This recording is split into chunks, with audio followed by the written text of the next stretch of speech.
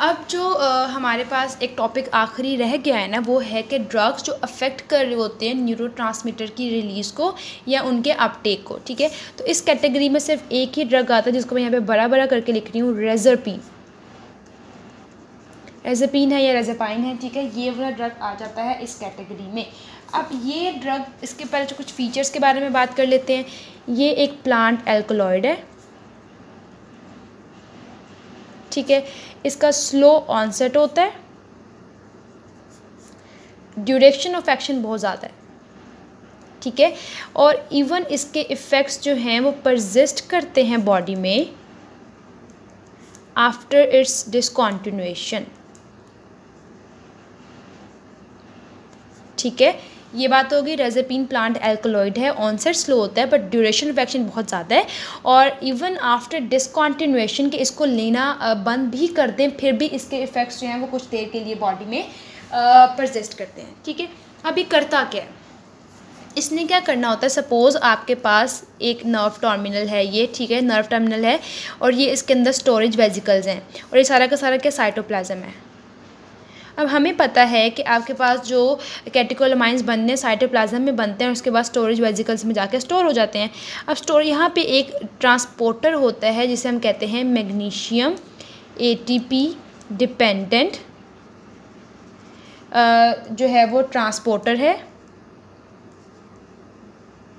Magnesium ATP dependent transporter. अब इस transporter ने क्या करना है, जो बायोजेनिक अमाइन जैसे एपिनेफ्रीन और एपिनेफ्रीन डोपामीन जो यहाँ पे बन गए, उनको इस ट्रांसपोर्टर के थ्रू यहाँ पे ट्रांसपोर्ट करना है इन द स्टोरेज वेजिकल्स।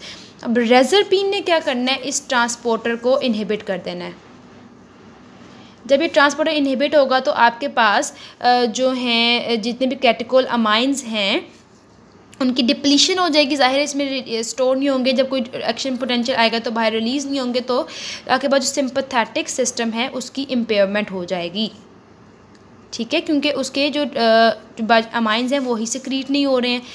अब ये बात है, तो हम इसको जब इसने सारा फंक्शन कर लिया तो क्या इसके नतीजा निकलता है कि हम इसको यूज़ करते हैं इन हाइपरटेंशन पेशेंट्स, ठीक है। हाइपरटेंशन जो पेशेंट्स होते हैं उनकी मैनेजमेंट के लिए हम इसे यूज़ कर रहे होते हैं, ये बात हो गई।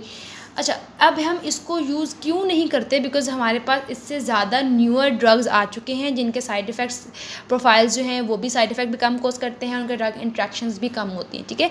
इसलिए इसको रिप्लेस कर दिया है विद अदर ड्रग्स। मतलब कुछ अदर ड्रग्स हैं जिनकी अच्छी जो है वो मतलब ऐसे साइड इफ़ेक्ट्स भी कम प्रोड्यूस कर रहे हैं और उनके विद अदर ड्रग्स के साथ इंट्रैक्शंस भी कम हैं, और इसलिए हम रेज़रपीन को उनसे रिप्लेस कर रहे हैं। अच्छा, फिर क्या हो रहा है, अब रेज़रपीन को चलो इसके लिए तो हमने कह दिया कि और ड्रग्स आ गए हैं तो रेज़रपीन को उन्होंने रिप्लेस कर लिया है। फिर आपके पास एक बीमारी है शिज़ोफ्रेनिया, विच इज़ एन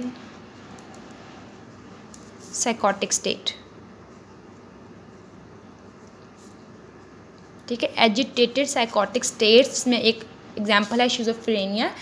अब शिज़ोफ्रेनिया में हम यूज़ करते हैं तक जो शिज़ोफ्रेनिया के जो सिम्टम्स होते हैं ना उनको रिलीव करने के लिए,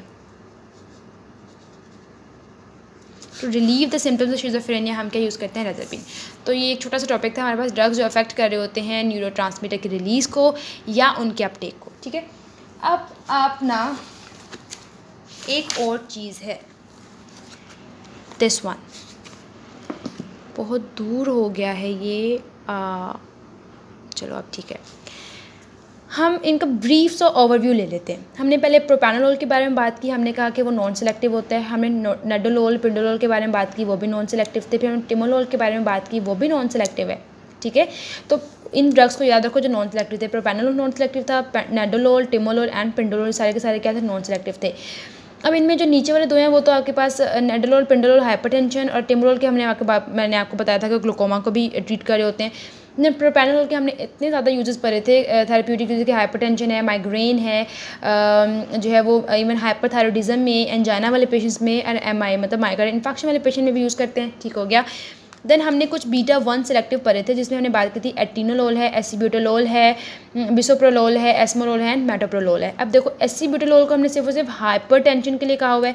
अब बाकी देखो जिन्हें बिसोप्रोलोल और मेटोप्रोलोल भी आ गए हैं। हमें पता था कि बिसोप्रोलोल मेटोप्रोलोल को हमने कहा था हार्ट फेलियर वाले पेशेंट में भी हम यूज़ कर रहे होते हैं, याद करो। तो ये हमने हाइपरटेंशन तो हो गई।